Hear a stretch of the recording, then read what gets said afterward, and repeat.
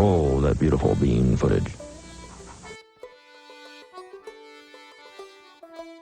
Here in the general store, you can see that we've got a variety of our beans on display for a store that was built in 1897. The Bush's Visitor Center here. So this is our main entrance.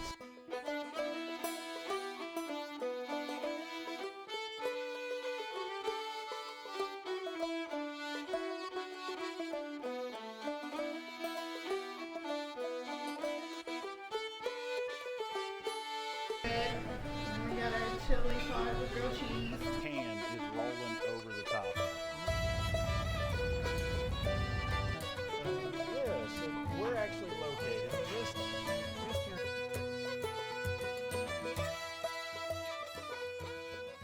Hello everyone, it's John Moore with Appalachian Channel, and I'm here at Bush Bean Plant in, what is this called, Walnut? This is Chestnut Hill, the community of Chestnut Hill, Chestnut Tennessee. Hill. I always call it Dandridge, but because that's a little bit better known than Chestnut Hill. Exactly. The mailing address is Dandridge, but The we're community. Chestnut Hill. Absolutely. Yeah, I saw that on the sign here, and I've been trying to get here for almost a year and a half, and I'm so excited today. And we've got a beautiful day. It's amazing what it looks like out here for February. And we're going to go in, and this is Scott Schroeder. Yes, sir. And he is the manager of the Visitor Center, and they have 158,000 visitors last year, and they'd like for y'all to come too. Absolutely. Because this place is amazing. I've never been here. I did not know you had so much stuff inside.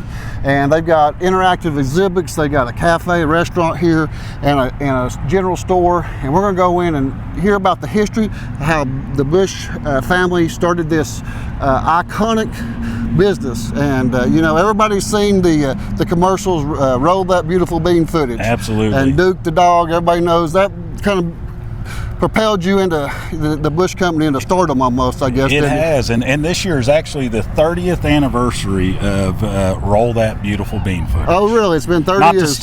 Not to steal that line, but So I think everybody in America probably has a can of Bush beans in their cabinet somewhere. I sure hope so. And there's what, over 100? How many varieties? Over 120 different varieties. Different products that they can buy.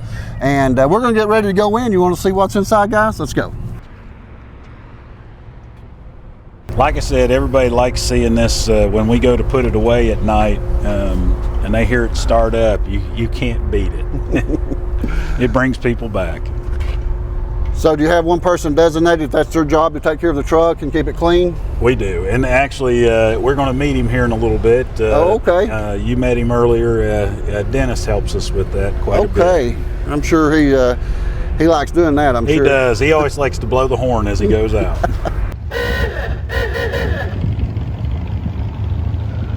So here at Bush's Visitor Center, one of the little unknown facts is that the building was actually built back in 1911. It was A.J. Bush's general store, and it was a barter store when it originally was opened.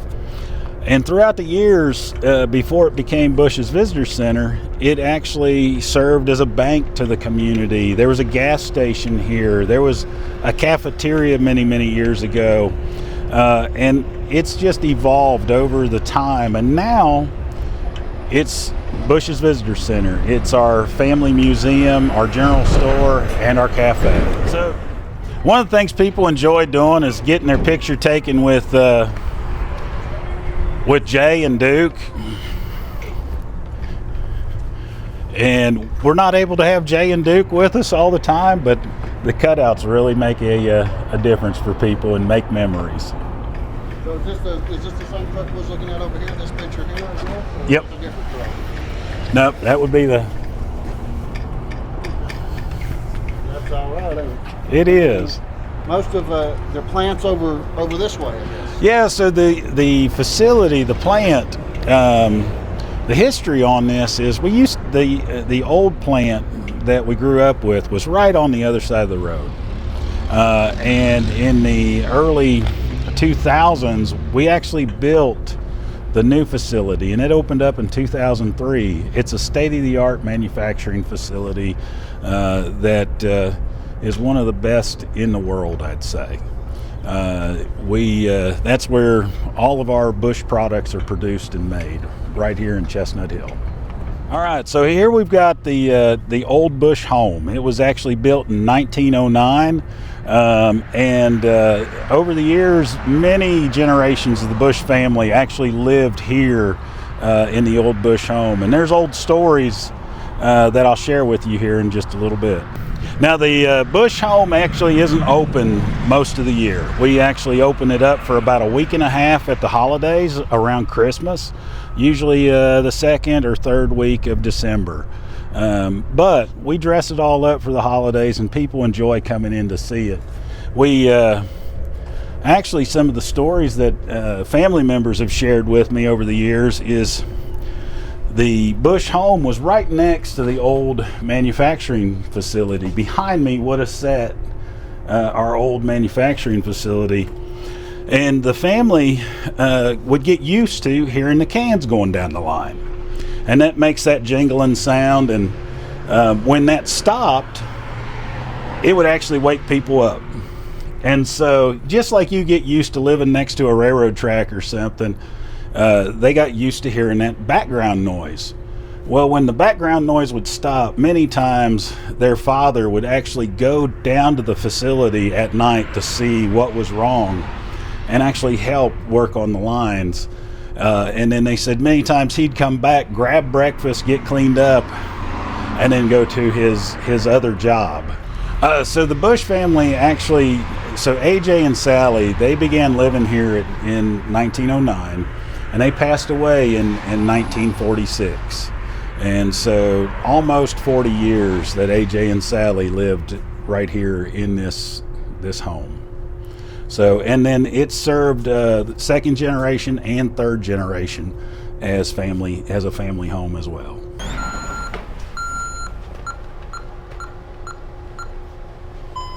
All right.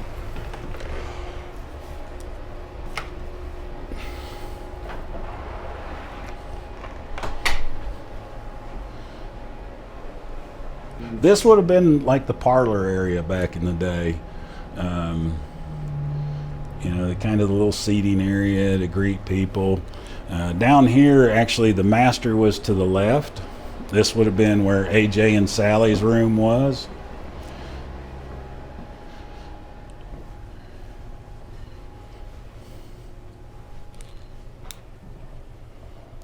Now, I'd remind everybody, if this is something you'd want to see, put it on your calendar for the early December time frame.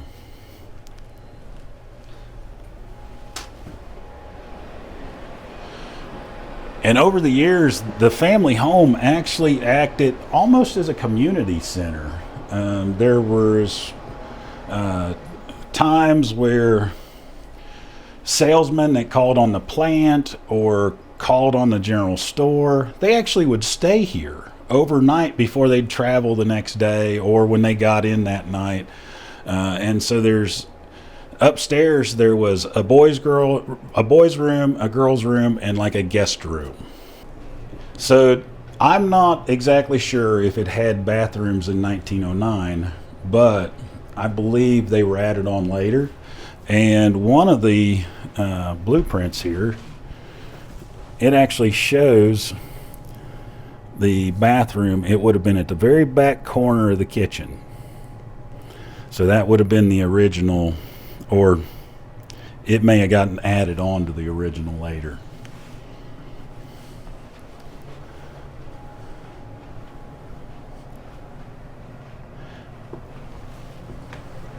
So we'll go on back here to the dining and the kitchen. This home has one of my favorite features. And if I ever build a home from scratch, I would make sure that I've got this feature in it. And it's a dual porch on either side of the dining room. And so in the morning, you can come out and get either sun or shade from one side. You pick which one you want. And I just think this is one of the most unique things, and probably ahead of their time thinking. So this probably the main entrance here because the driveway on this side looks like probably they came in on this side. I bet that's Probably back in the day they did. And so here's the kitchen, where used to be a bathroom, as what everybody saw, is actually now we've set up kind of a little pantry area. So, and you can actually access the porch through the pantry. But this was actually all redone, so everybody might think that this looks pretty new, which it does. In the early 2000s, we actually refurbished the whole home to save the history and to save the memories here in the Bush family home. All right, we are going into the Bush's Visitor Center here. So this is our main entrance. You just come around to the front of the store and you enter through the main door here.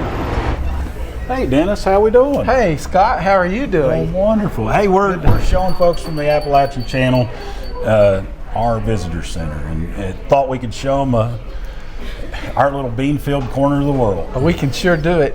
To my right, we have our museum, and the museum has most anything you can imagine about the history of Bush Brothers. We can also take you in a plant tour and those things in there.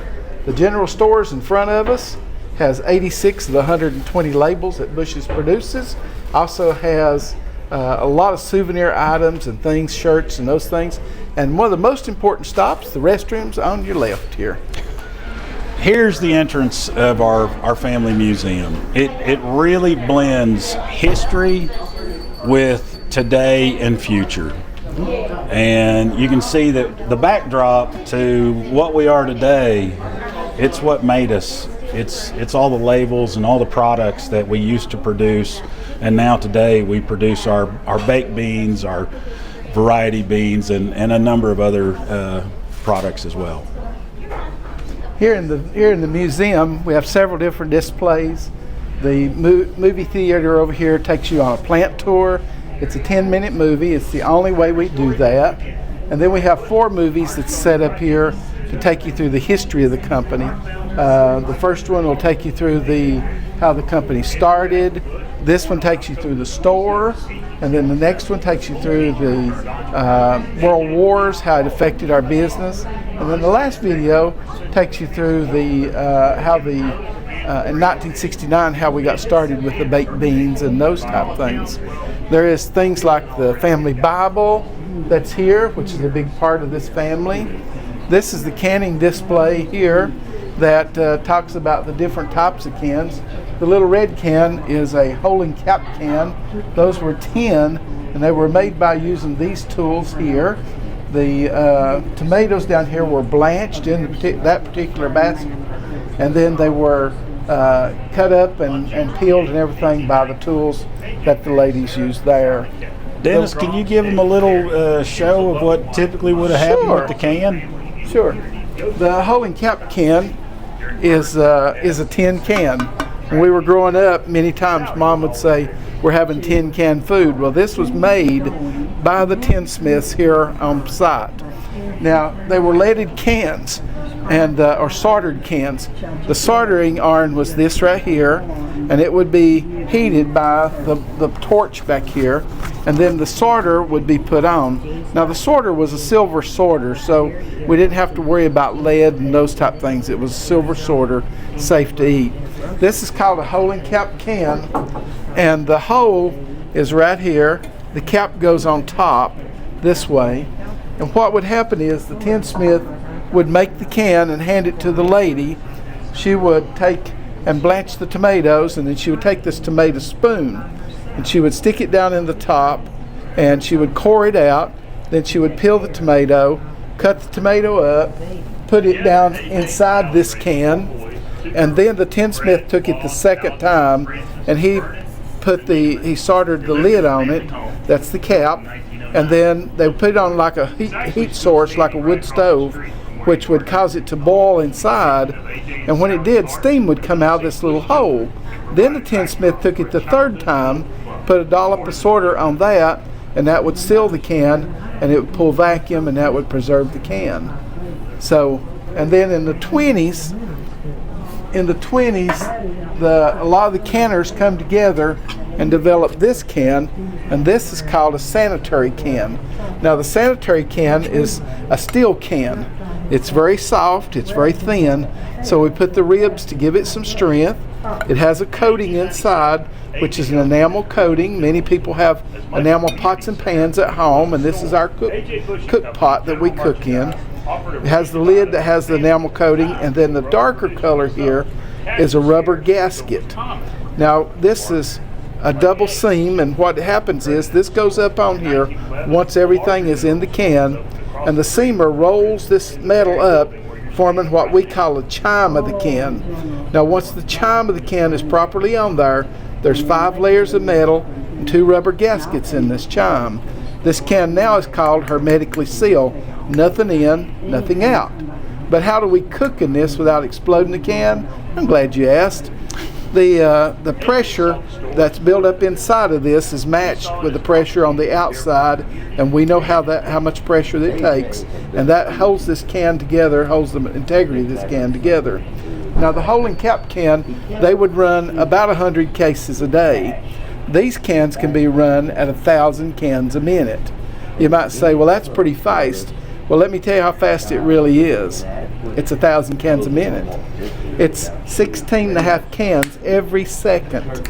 Just think about that. We washed this can, received the can, washed the can, put the meat in it, put the beans in it, the sauce, put the lid on it, sealed it up, put it through the cookers and into the warehouse at 1,000 cans a minute, or 16 and a half cans every second. You want to know about this?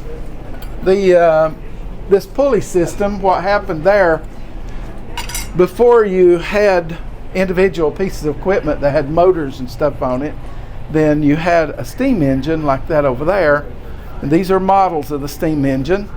And what would happen is the boiler on Monday morning would build a head of steam, and then these would turn and belts would be on this, and then the belts, like this picture here, would run through the plant, and series of these shafts would be in there. And what would happen is this one motor would pull the entire plant. So if you wanted to turn on a piece of equipment, what you did, you slid the belt onto that pulley, and that turned that on. But that one motor run the entire plant. That's one of the old cooking pots. You would take and put them. Actually, those were the first things I ever worked on. Was called rolling kettles, and you would hand stack these inside of them into this, and you can see an example of it here as our old cook room right there. And these are the baskets, and they would go down in the cylinder, and you close that up, and you would cook the can in there, cool it, take it out, and we would label right off the line there. Okay, this is an example of one of our old seamers, and you can see here what I was telling you about the seam. Here is the start of it. That's the can, this is the lid, and this is the rubber gasket. And the first operation here, it starts that roll, and then the second operation pulls it up good and tight and forms the chime. So you can see there's 1, 2, 3, 4, 5 layers of metal, and there's the 2 rubber gaskets in it. As you can see here at the Visitor Center, we've got a lot of knowledge between old canning processes, history of the company, and one of the things here is our core value wall. Up above, as people come in, they'll see our core values: integrity, responsibility, trust, and caring. And them just aren't words. There's a lot of meaning behind them, and over the years, they've been tested. And the wall here behind us has a number of stories that tested our core values over the years that really solidified what they are today. As you go down here too, you know, little do people know, but our family secret recipe is truly a family secret recipe. And people can come and understand the history behind that.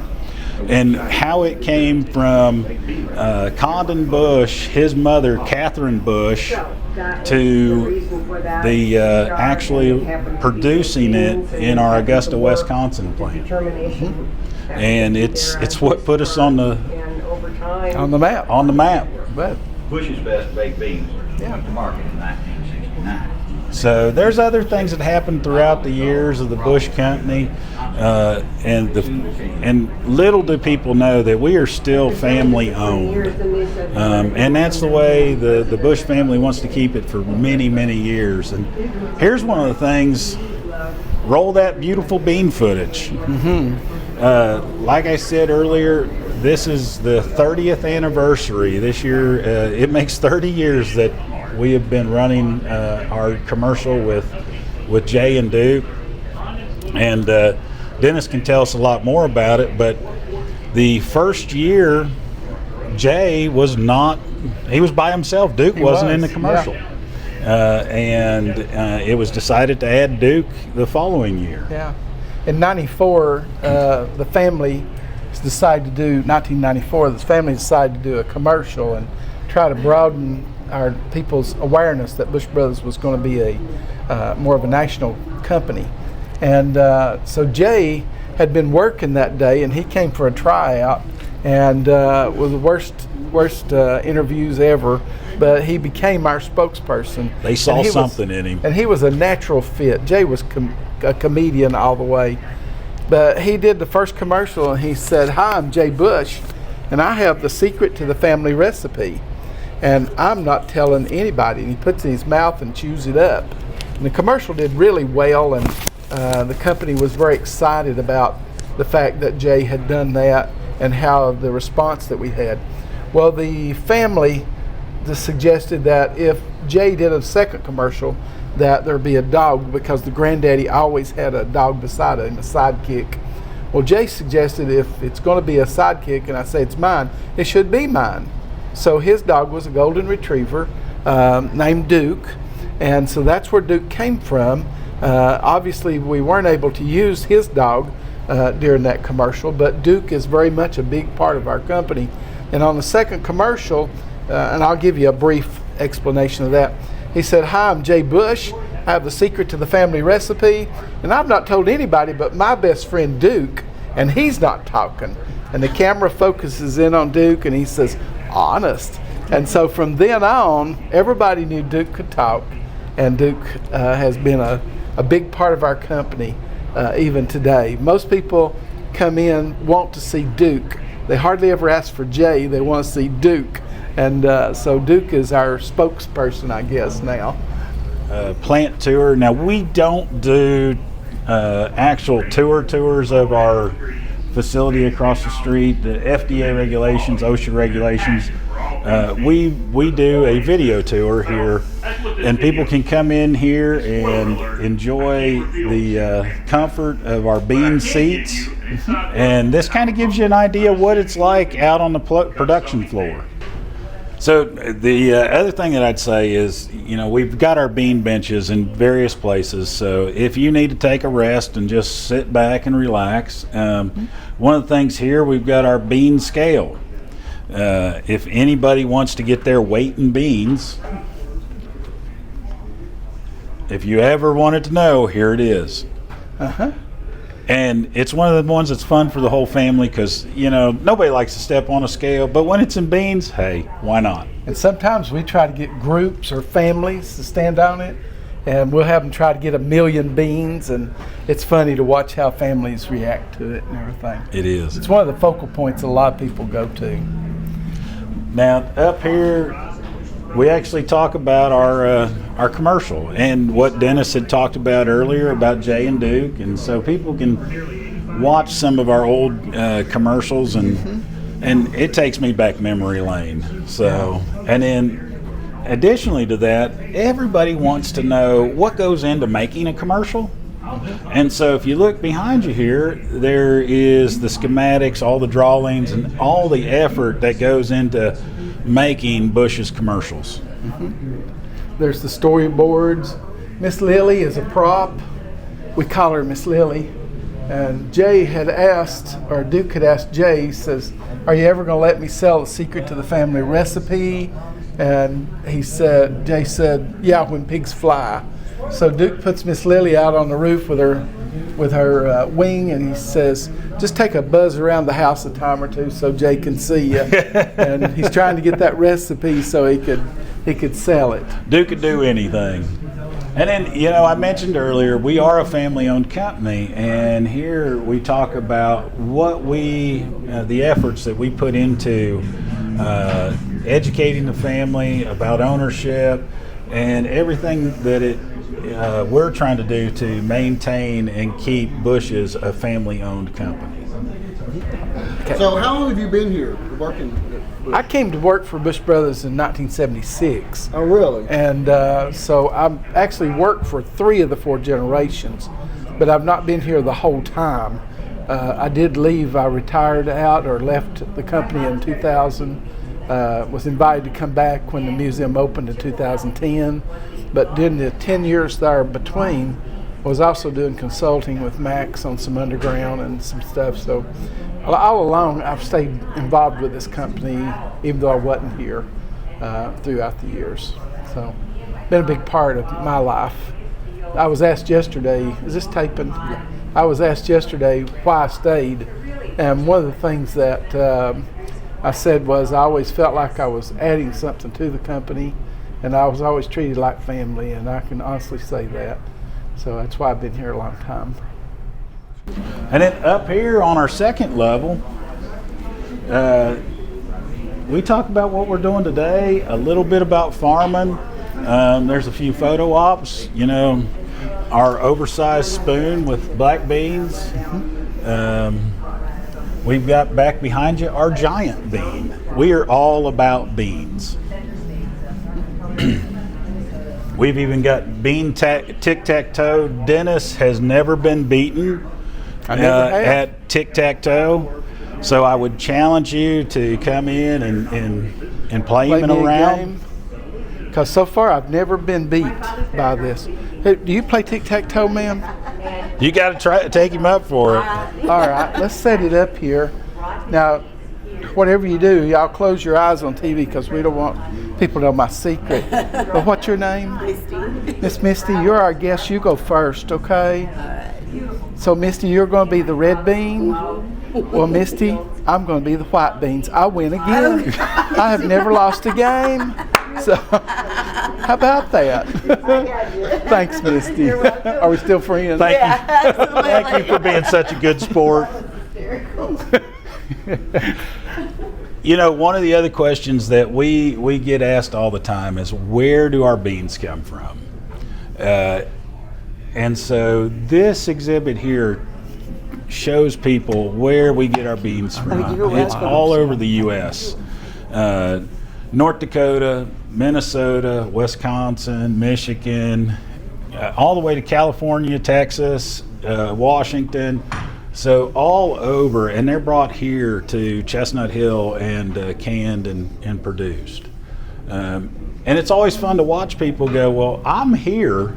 How's that relate to me? Mm-hmm. And it's just a really good thing to watch kids and parents and just anybody kind of reference themselves on this. Mm-hmm. Along with that, we've got a number of different facts that I would say that you need to come in and check out. Like, what type of beans does Bush's buy most? It is actually our navy beans. And there's a number of other facts like this that you'll learn here in our little bean-filled corner of the world. We also have these stories around the beans, and on the top here it has fun facts and things about the different types of beans that's around, and then the beans that you're looking for is down here underneath, so you can see it up here, read about it, and be down here and get to check it out. Now, back behind you is a wonderful photo op. A number of people, they actually lay on the floor and make it look like the can is rolling over the top of them. They have a blast with this. some of the pictures that We come out, encourage fun, don't we? we do. And then right next to the can is our bean aisle. Dennis referenced earlier all of our products that we've got in the store. We've got over 80 of the products in the store, but nobody really realizes how many different options we have. And so this is our interactive bean aisle that people can come up. Like, one of my personal favorites is our Chili Magic. So open a can of Chili Magic, a pound of hamburger or meat, along with a can of tomatoes, and voila, in 10 minutes, you got chili. And I love chili. It doesn't matter if it is summer or winter. And so you actually can touch the board, and it'll give you information about the product. It gives you a QR code to get more information. You can actually see where you can buy this in your location. And so it's just a really useful tool. Along with that, I'd like to let y'all know another product that just recently came out is our zero sugar added. I don't know, like myself, I'm on a diet that I have to reduce the amount of sugar that I take in, and so zero sugar gives us that other option to help with any kind of diets that somebody might be on. And then when you're up here at this board, look for Duke. You'll see him pop out at any time, and when you do, when you find him, you can try and find him again. And if you touch the right spot, it'll tell you that you did. So you get a reward from it. And the children love this. They just go wild over this part of the board. And children love this anyway because they can touch and open. And we also have this button here. So like a lot of the children aren't able to reach up to this button up here, which has interesting things, and it changes the picture several times like this. And there's the dancing beans. Kids really love that one. But if a child is small, we want them to be interactive with us too. So we talk to them about touching the handicap button here, which also will let them scan the board. But there is that bean, and they can open it up and see it, and they can control what other kids can do. They can still do down here. So the board's interactive for basically all ages and whatever situations we have. This is an Instagram board, and a lot of people stop right here. What they don't realize is this board scrolls. So there's probably a couple of hundred different pictures and things on it. If you touch one that has the little triangle on it, there's actually a movie to show you how to do certain things, or maybe it's Duke, a lot of different things. And once people start learning this, they really spend a lot of time with it. In fact, I spend a lot of time with it. I like playing too. And one of the things people want is another photo op with Duke. So we get them to come over here, put their arm right here, and Duke's looking at them while they're getting their picture made. So lots of fun things there. As a way to stay in touch, there's a lot of bean fans. And so here, as you're exiting the museum, you can actually put your email in if you so choose, and get updates and information about what we might be doing here at the Visitor Center, or what we're doing as a company with new releases, new products. So it's just a way to stay informed. So it's our exit ramp. Here's our exit ramp, and this kind of brings it all together. We really appreciate our consumers. We appreciate our visitors that come here to the Visitor Center and interact with us. And this kind of tells everybody as you're exiting, here's where we started. This would have been the little community of Chestnut Hill back in the day. This would have been AJ's old general store that was built in 1897. This would have been his new general store that we're in today that was built in 1911. And this would have been the factory that he would have built back in the day, along with his maintenance shop and the old home that dates back to 1909. Which is still here. There is a lot of history tucked away in this little area of Chestnut Hill, Tennessee. Dennis, I just want to say thank you for the tour and everything that you've helped people know and understand about bushes and canning. So thank you. Well, thank you. And thank you all for joining us today as well. So here in the general store, you can see that we've got a variety of our beans on display for sale here in the general store. Along with that, we've got a number of other items that are here for sale as well. So you can see we've got rugs, we've got pot holders, we've got a number of things that if it interests you.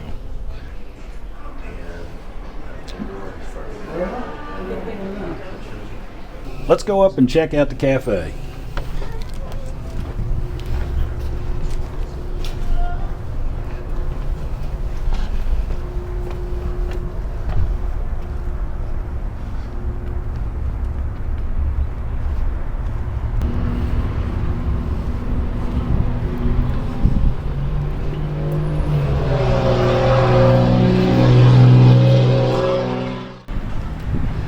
How are y'all doing?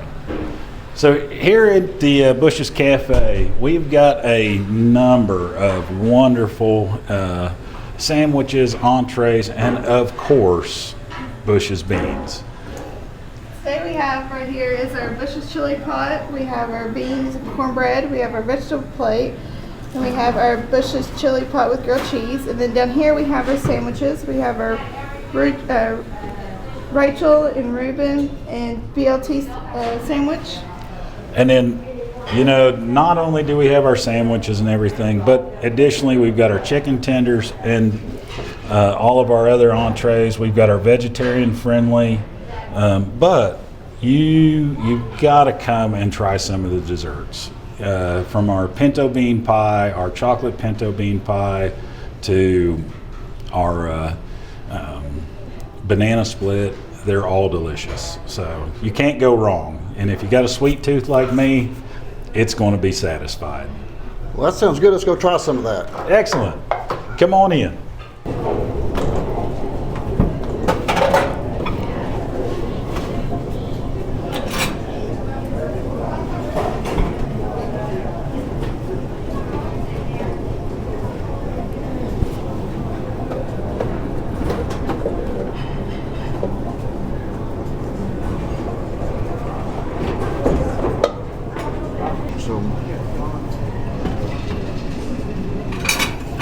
A few things that we thought we'd highlight.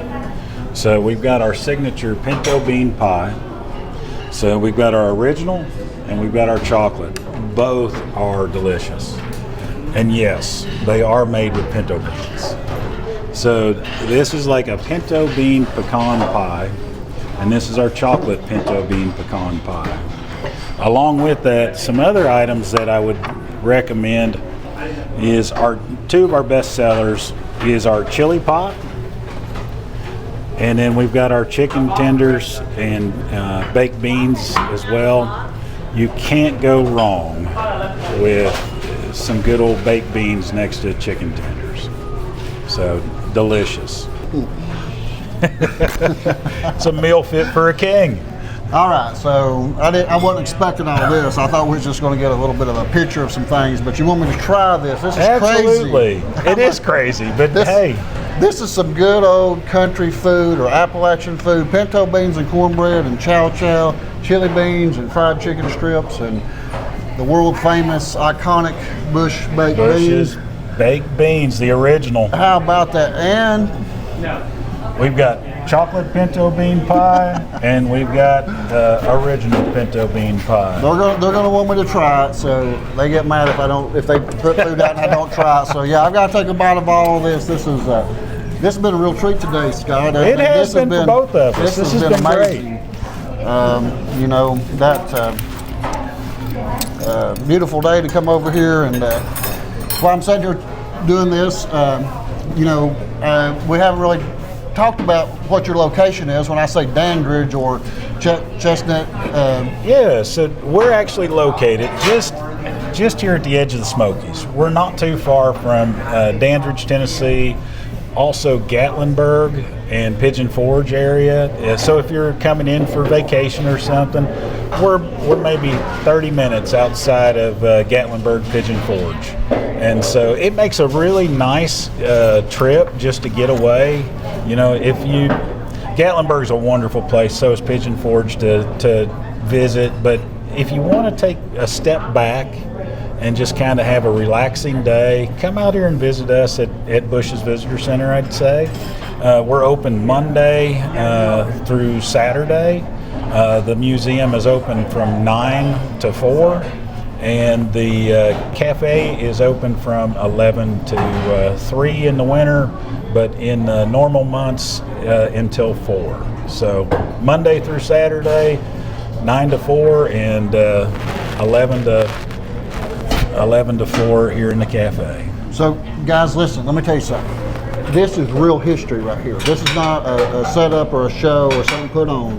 This has been here for over 100 years. It has. It's a Tennessee company, and I'm very proud of Yes. Bush Beans, and it's something that you can step back and see where a little bitty mom and pop business started and grew into a national company, It has. a brand that's recognized. You know, everybody knows that, to roll that beautiful bean footage and Duke, and a lot of us, you know, got a little bit heavier because of those beans. I think we all have. Now, this is the same thing they would buy out of the can. It is. Now it's just like homemade. It don't taste like beans at all. No, it doesn't. It doesn't. So There must not be very many beans in this. there's almost a whole can of beans to each pie. That's amazing. I've never heard of pinto bean pie. It was actually a local recipe here in Chestnut Hill that we began serving back when we opened up, and the visitor center opened up to the public in 2010. And so we've been going for a few years here, almost 14. Wow, that's absolutely amazing. I can't believe that's made with beans. It is. It truly is. And that's actually made from our chili magic that we talked about earlier in the museum. Wow, those are good beans there too. This is crazy. And then you can't go wrong with the original, and then I hope you enjoy the chicken tenders as well.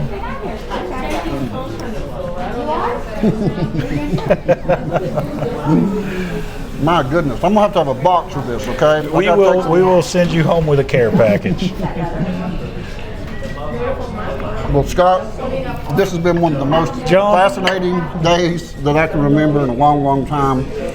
I encourage you, I know so many people like to travel and visit the places I document, and this is one place I really encourage you to come to, because about 90% of everybody in the southeastern United States comes to the Smokies at some point. And you're 20, 30 minutes away from real history, a business that is right here, born and bred right here on these grounds, and still in operation, right in the same location. And y'all have another location though too somewhere. We do. Our other plant, we have a facility in Augusta, Wisconsin. Augusta, Wisconsin. Yep. So. Well, also remember now when you come by, Dennis don't know it right now, but make sure you get a picture with Dennis make sure you say you want a picture with Dennis and get a picture with Dennis in there, and make sure to ask for him to talk to him when you come by and visit. And yeah, because if you couldn't tell, he's a little bit bashful. I think he'd love to see you all and be happy to show you around. And we're going to get ready to close out this video. Exactly. And, we'll see y'all on the next video, guys. Bye-bye. Thank y'all. Bye. I really think I've got this thing figured out. This only has one side and a 44 to unlock. And I think that's where men got to be courteous to open the door for women. So we're going to get in and we're going to move this truck and put it away. We do this each day. We do move it around. So let me get in and get her started.